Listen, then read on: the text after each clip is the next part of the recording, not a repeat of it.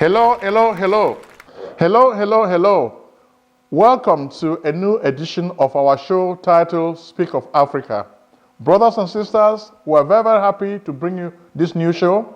But before we begin, we'd like to thank you sincerely for the contribution you're making to the success of this show. Without you, as we always say, we will not really have a show. We have a show because you are engaged, and we thank all those who are writing comments on YouTube, telling us what they think about each show that we produce. This is very good because it serves as a form of communication. We know what you want, so we can really satisfy your interests. You guys are sharing a lot of insights with us, and we're paying attention to these insights. For the show of today, there's so much news breaking. There's so much trouble in the African nation. Certain things are making us happy, other things are making us sad. But there is some kind of balance. As we say in the world, we cannot choose to be pessimistic. There are things that are making us feel good. And on the good side, we're going to tell you there's so much that is happening in the motherland. And we can tell you that we've been complaining so much about colonialism, the lack of freedom in Africa. But the Reporters Without Borders just did a study. And we found out that there are more than 6 countries in Africa where there's more press freedom than in the United States of America, than in Great Britain. Can you believe this? There are 6 countries in Africa, at least, where there's more press freedom than you can find in the United States, than you can find in the United Kingdom. I will name some of the countries, and you can find them on this report prepared by Reporters Without Borders. The country which is number 1 on the list, you want to know? We're going to tell you. The first country which came out, and you will not really believe this, is Namibia. Namibia came out as number 1 on this list, followed by Cape Verde. Then after that, we also have South Africa. Then we have Ghana. Then we have Botswana. So all these countries seem to have more press freedom than you can find in the United States, based on Reporters Without Borders. So we're really happy when we saw this. So that tells us that there's progress going on in the motherland. So thank you. So let's clap for the motherland. At least this makes us proud about our continent, okay? Then on the other side too, we're not really happy when we keep seeing notices that the African Union keeps borrowing more money from China, and we don't really know why.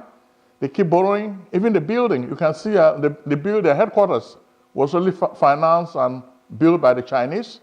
So when we start talking about freedom, how can we be free when we are puppets, when we are beggars? And so this makes me really laugh at these people who call themselves the leaders of the African Union. They continue begging money from China, then they say they want to be independent. That's just a joke. We're just happy that our brothers and sisters, including Dr. Arikana Chihombori, have really been talking about it, and most of you too are talking about it. In fact, when I look at the comments you're sharing on YouTube, they really tell me that you are really paying attention to this show and much is happening. We may say we have a whole lot of problems, but I'm happy with the way some of us are trying to solve these problems. Some of the countries are trying very hard to do well. Then there's another report prepared by the World Bank, the ease with which you can really do business in the whole world. And a lot of African countries featured, some of them were right at the top. Take a country like Rwanda. Rwanda has an e-procurement system. With the e-procurement system, you can do business with Rwanda easily. And Rwanda ranked higher than places like Italy, France, and Britain with the ease of doing business because they have a digital system already in place. Even when you look at land dispute, they have a system that resolves it, which is digital, okay? Everything is computerized. So can you believe this is happening in Africa? So we salute President Paul Kagame for a job well done, because in Africa, he seems to be the only one who has been able to put the continent on the map. So as we say, not only has the Industrial Revolution come to Rwanda, but the Information Revolution has also come to Rwanda. So it's like Rwanda is leapfrogging all other countries in the world. So if we have to succeed. We have to be able to copy from the other world leaders, okay? We cannot be just talking, then we don't do anything. Then Rwanda is also engaged in what they call gold processing. So instead of taking their products, like raw materials, to the West to be processed, Rwanda is beginning now to process this stuff right at home in Kigali. So when we saw this and we read about some of this stuff, we're really impressed, and we thought we have to say, thank you, President Paul Kagame. You are really doing an excellent job, and we wish other African leaders can emulate your stellar example. So this stellar example can really help other African leaders. They can know that, oh, if you do this, you really help your country. Why is Museveni of Uganda not imitating you? He calls himself your father in the revolution. This week, he keeps talking about the Bush War, which brought him to the presidency of Uganda, but he doesn't allow his people to really enjoy freedom of speech. We just understand that Bobi Wine, the rap superstar, has been arrested again. So how many times is he going to arrest the big guy with the red beret? He's wasting his time, and we just think the people want to be free. Because whenever injustice becomes law, resistance becomes a duty, which is what we assume from Thomas Jefferson, the third president of the United States, okay? So eventually, Bobi Wine will be able to lead his people to freedom, because a dictator cannot really hold people forever. No, nobody can ever hold people who want to be free forever.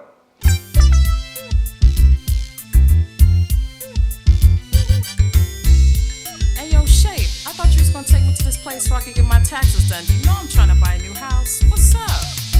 Let's get it on. If you're searching for a house, call up my man Prince Ojong, the best in real estate. Take it from your guy Shape. When I say his services are the best in the states where he's born, he even take care of your tax forms, back refunds. So come, get your business done. Consultations, financial organization, fast processing, no waiting. This man is amazing. The Prince. Act now and call Prince Ojong at 240-350-1131. That's 240-350-1131.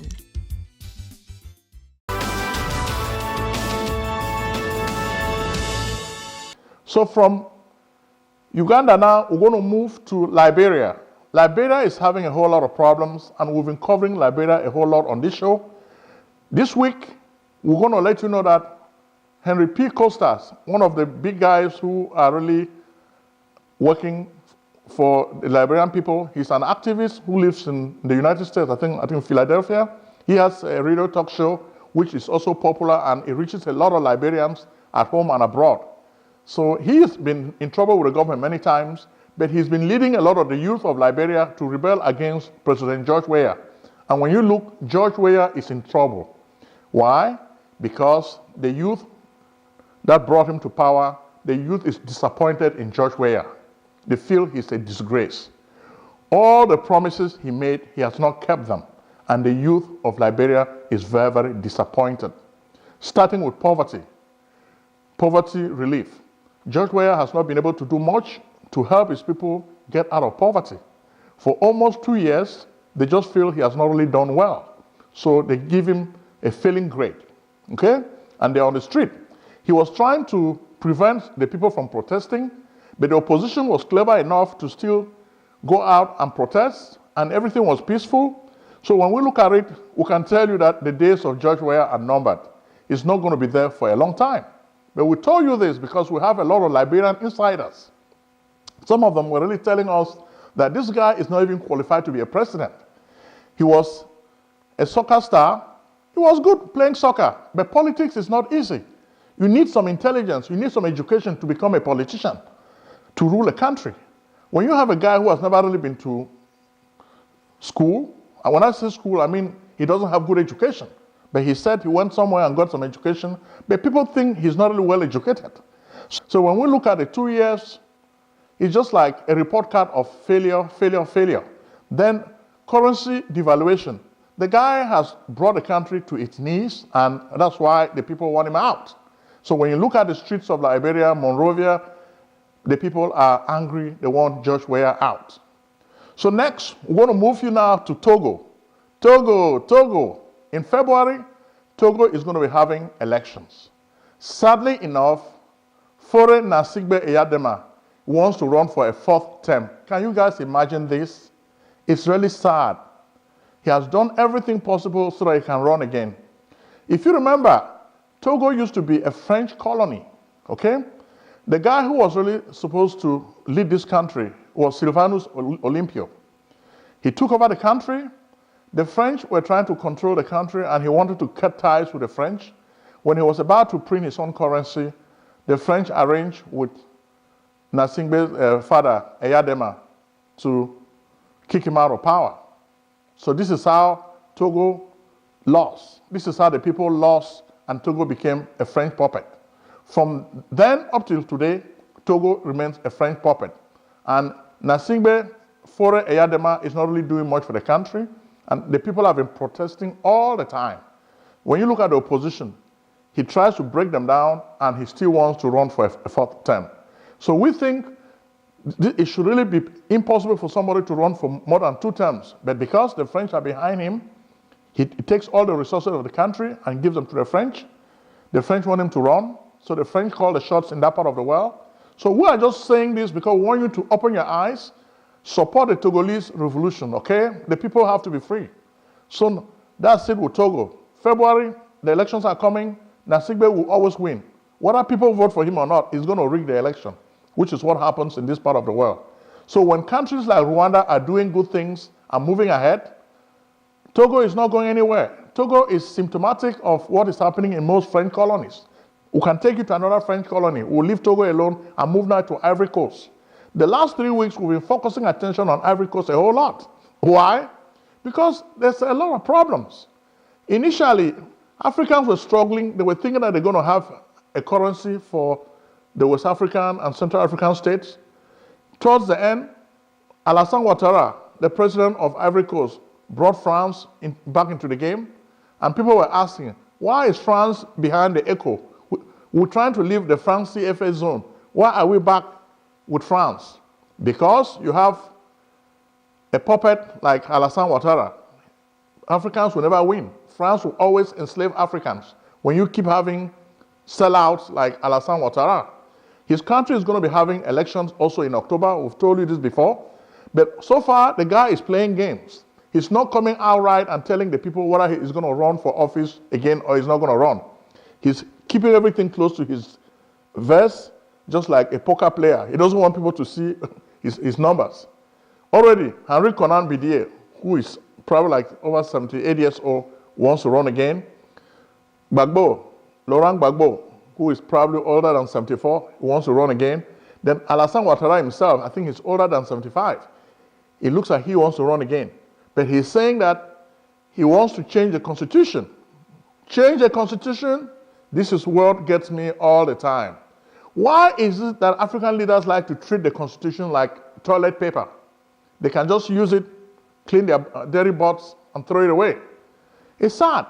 In other nations, people respect their constitution. So we have to start teaching our people to respect the rule of law. But when you are president and you break the law, that's not good. He may say he's going to pass everything through the National Assembly. Who is he fooling? Everything is going to be rubber stamped, and he'll get his way. But he should remember that the guy who gave him power is Guillaume Soro. Guillaume Soro is not happy, and already he's causing problems with Guillaume Soro.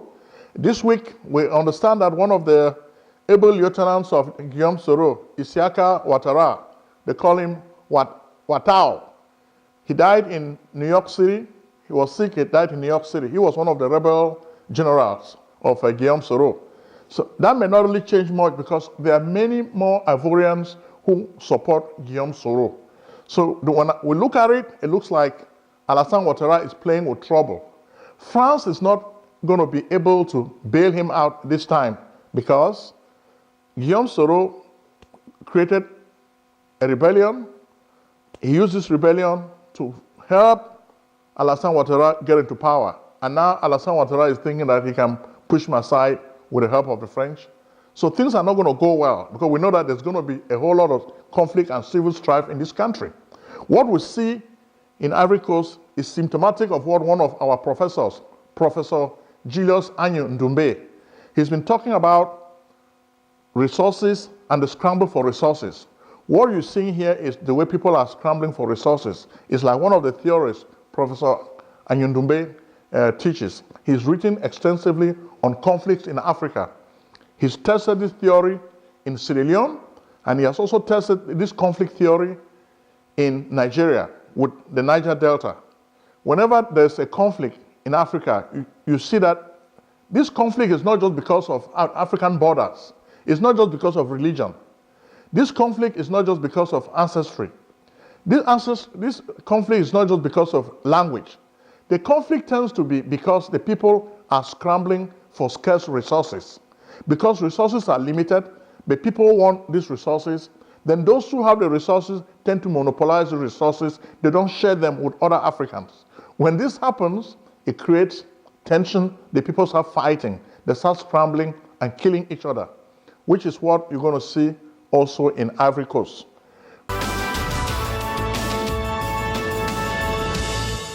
Life insurance money secrets of millionaires and billionaires exposed. Discover how America's rich and famous exploit these arcane tools to build fabulous wealth. Why should these big white guys have all the fun? Let Prince Ojong, the celebrity author of The Miraculous Millionaire, show you the little understood life insurance way to riches. Are you still doubting the good things that life insurance can do for you? Trust strategies, estate planning, 401k rollover, annuity contract, cash value, education funding, executive benefits, income protection, life protection, living benefits, mortgage protection, tax-free retirement?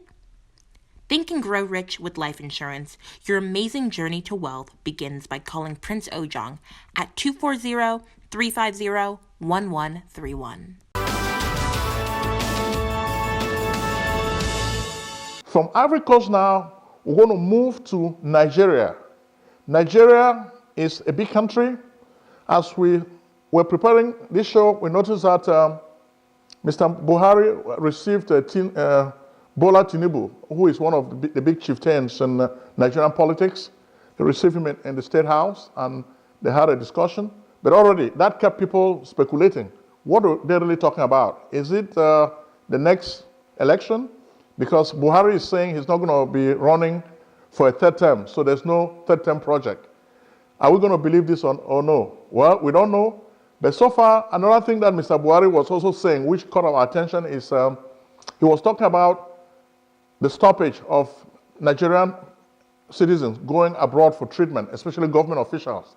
But we remember, he is the guy who has been going for treatment the most. He spent the taxpayers' dollars going to London to treat himself. We've shown you pictures of this many, many times. So now he's saying this should come to a stop. One may even think that, oh, maybe Mr. Buhari is watching our show because we criticize him a whole lot for spending Nigerian dollars going to London for treatment. So is it that maybe Mr. Buhari has been watching our show too much and decided to pay attention to the show? We don't think so. We're just thinking that he is just trying to do something, but he doesn't want other people to do what he's doing. So that's not really good. We look at that like hypocrisy. It's being very, very hypocritical. You go abroad for treatment, but you don't want other politicians to go abroad for treatment. Is that fair? We don't think so. Then when you look at even the news in Nigeria also, you see that a lot of women, a lot of doctors are unhappy with their job because sometimes they have to perform surgery with flashlights. So this is not good. And because of that, some of them want to leave. If you even look at the Guardian newspaper, we saw some stories talking about Nigerian doctors very, very unhappy. They want to move, even go abroad and practice instead of practicing in Nigeria. So we've been talking about this healthcare issue.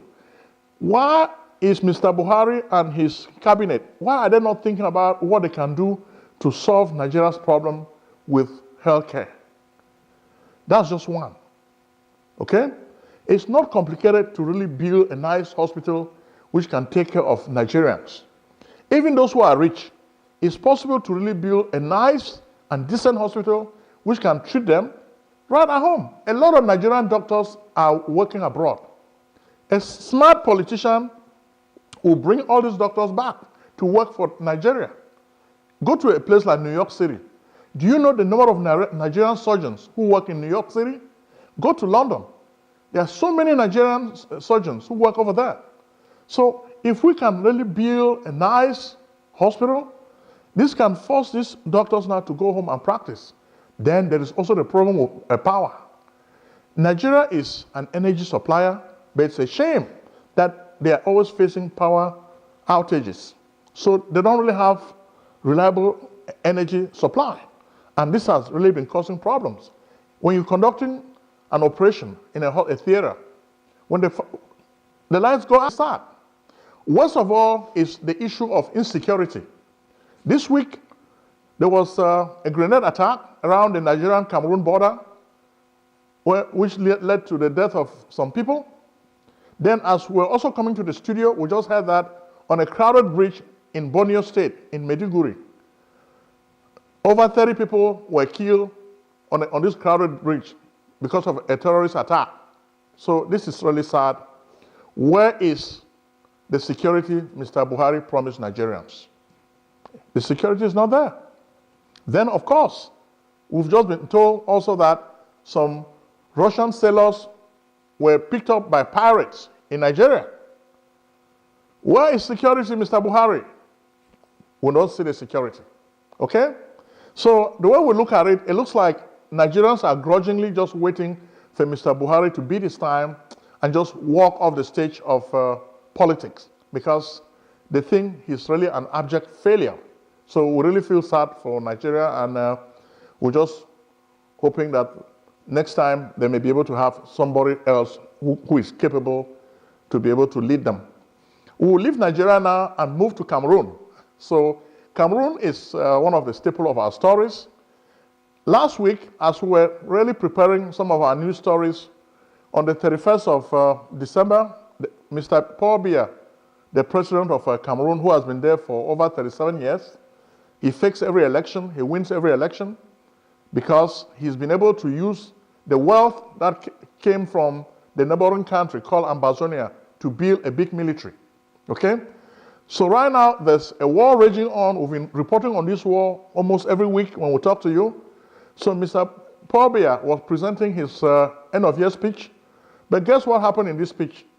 People were thinking that Mr. Faure Ghsssingbe may come to his senses and try to end the war he declared on Anglophones in 2017. That was in November 2017. But already in 2016, Anglophones were already protesting.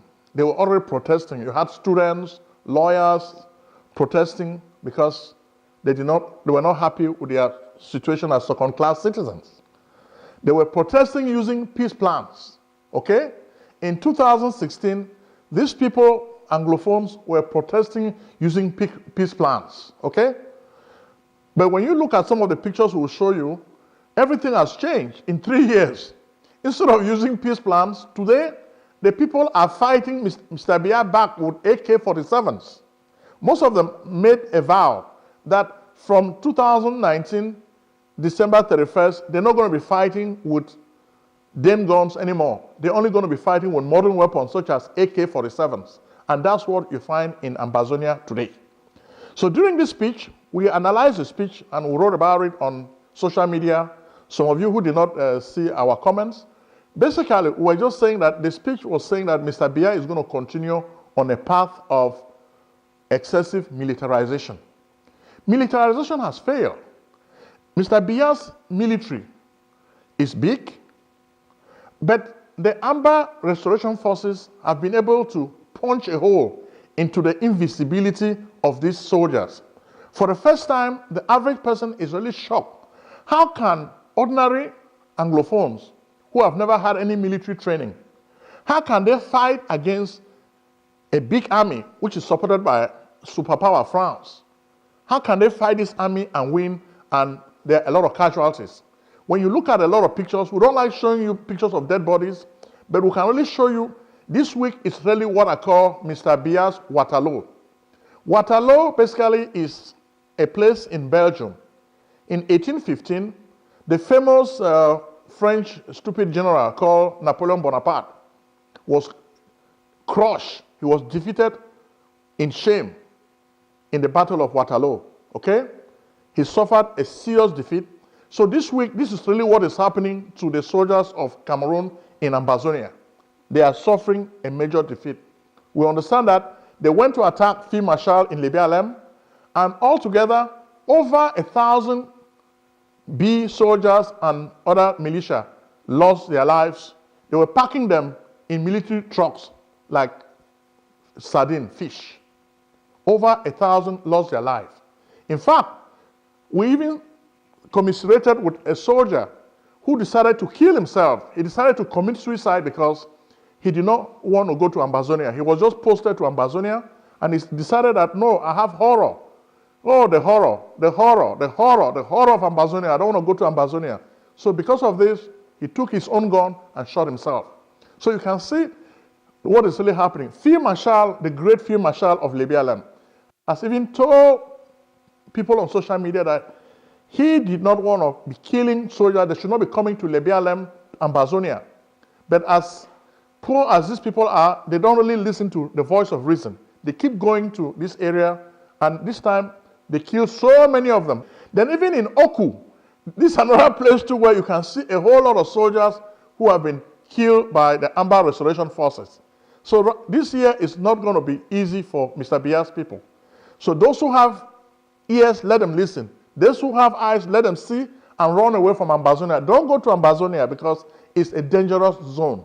Okay? They keep telling this message, but it looks like the average soldier is just scared. They don't listen.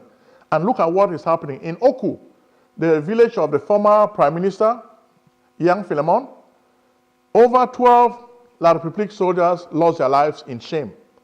And you have a lot of pictures on social media showing you how distressed these soldiers are. So we really feel sorry when we see these pictures. So Oku is not only an isolated incident. Even General Diamond, who is another Amba general, you see a video in which he's really ranting and warning the Biya people. So please, don't come. Why do you come looking for me? My name is General Diamond. Diamond means I've died already. So you're coming to look for somebody who is dead, a devil? Then I'll kill you. And they went there and General Diamond killed them. We're going to give you a minute to listen to what General Diamond has to say in this video. I don't see you when I am here. I have seen you people. Il faut que ton père a mené encore l'autre.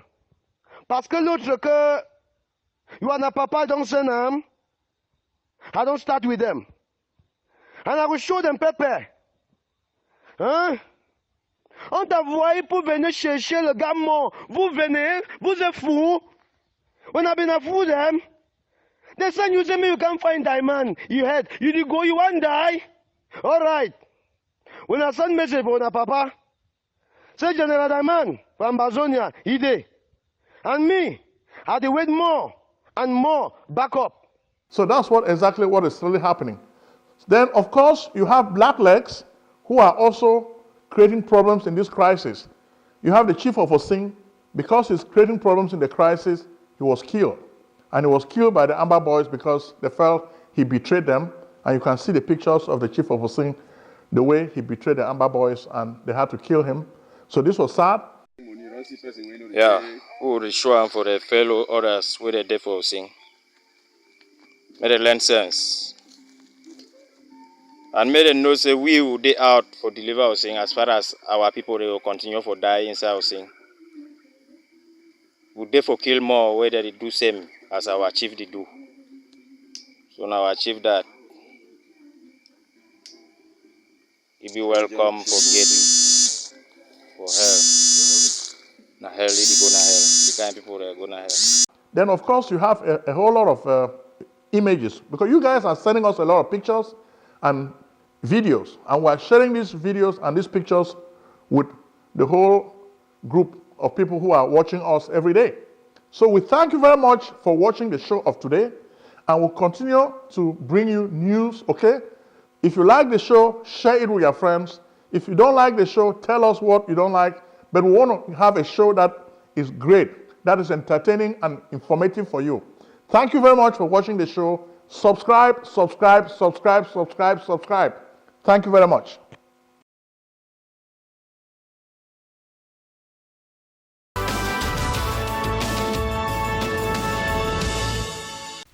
Selling a service or a product? Need buyers? Use the African Nation TV as a channel to reach many viewers. Act now and call Prince Ojong at 240-350-1131. That's 240-350-1131. Act today.